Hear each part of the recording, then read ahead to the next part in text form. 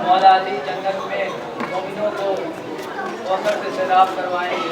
वही साकिया कौसर का बेटा सबकाए सकीना अलमदार हुसैनी लश्कर का अलमदार अज़ीज़ान मोहतरम, जब 9 मुहर्रम की रात जनाब ज़ुहैर इब्न क़ैन और मौला अब्बास गुफ्तगू करते हैं।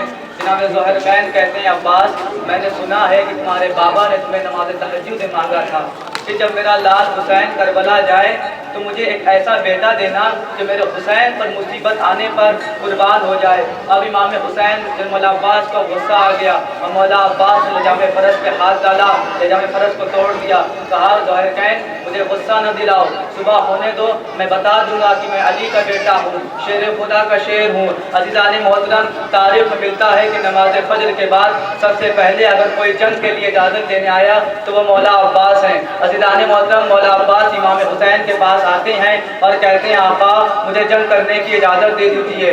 इमाम हुसैन कहते हैं, अब्बास आप मेरे लश्कर के लंबरदार हैं, अगर आप चले जाएंगे तो लश्कर के लंबरदारी कौन करेगा। अज़ीज़ान मोहतरम, इतने में हमला हुआ, कितने बुजुर्ग शहीद हो गए। अज़ीज़ान मोहतरम, जब बुजुर्गों की लाशें आने लगी ना तो इमाम हुसैन से मौला अब्बास कहते हैं, इमाम हुसैन से मौला अब्बास कहते हैं कि अब बुजुर्गों की लाशें आ रही है, अब तो मुझे जंग करने की इजाज़त दे दीजिए। अब अज़ीज़ान मोहतरम, मौला अब्बास कहते हैं कि आका आप तो इजाज़त दे दीजिए। इमाम हुसैन कहते हैं, आप मेरे लश्कर के लंबरदार हैं, अगर आप चले जाएंगे तो लश्कर की लंबरदारी कौन करेगा।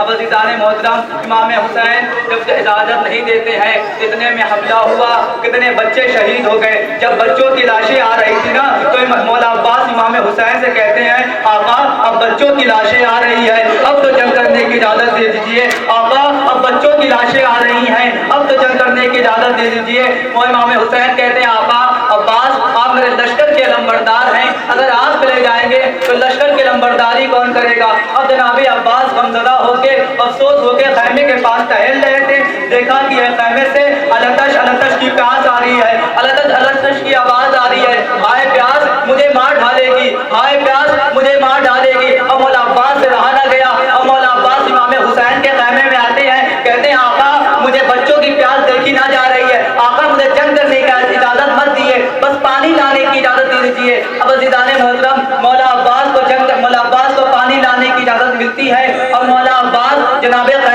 ज़ैनब के खैमा के पास आते हैं, कहते हैं, आका ज़ादी खुदा हाफिज, बीबी खुदा हाफिज। अब अज़ीज़ान मोहतरम, जैसे ही ये आवाज़ जनाब ज़ैनब के कानों तक पहुंची ना, अब जनाब ज़ैनब दौड़ी और अपना दोनों हाथ मौला अब्बास के बाहों में डाल दिया। कहा, अब्बास जब मेरे बाबा ने कहा था कि जब तुम पहली बार कूफे आओगी तो तुम्हें शहजादी बना के लाया जाएगा, जब तुम दोबारा कूफे आओगी तो तुम्हें कैदी बना के लाया जाएगा। मैं सोचती थी जिसके 18 भाई हो उसे कौन कैदी बनाएगा, उसके कौन सबसे चादरें छिलेगा, मगर अब्बास आज तुम जा रहे हो, मुझे यकीन है कि मेरे सर से चादरें छिली जाएगी, मुझे शाम के दरबार में बेमगना चादर को फहराया जाएगा। हाँ अज़ीज़ान मोहतरम, जनाब ज़ैनब मौला अब्बास से कहती है कि आप थोड़ी देर और रुक जाइए। अब जनाब ज़ैनब ने सब बीवियों को इकट्ठा किया और कहा, बीबी ये जब काफिला मदीने से चला था तो मैंने तुमसे वादा किया था कि जब से मेरा भाई अब्बास जिंदा है तुम्हारे सर से चादरें नहीं छिलेगी। अब मैं वो वादा वापस दे रहा हूँ, इसलिए कि मेरा भाई अब्बास जा रहा है। अब अज़ीज़ान मोहतरम, मौला अब्बास घोड़े पर सवार हुए, कुरान से रवाना हो गए। कुरान से रवाना हुए, जैसे कुरान के अंदर दाखिल हुआ, मौला अब्बास जैसे कुरान के अंदर दाखिल हुए, मशकीज़ा में पानी भरा और क़याम हुसैनी तरफ रवाना हुए। जैसे ही इब्न साद ने देखा कि पानी क़याम हुसैनी तरफ जा रहा है, अब मौला अब्बास इमाम हुसैन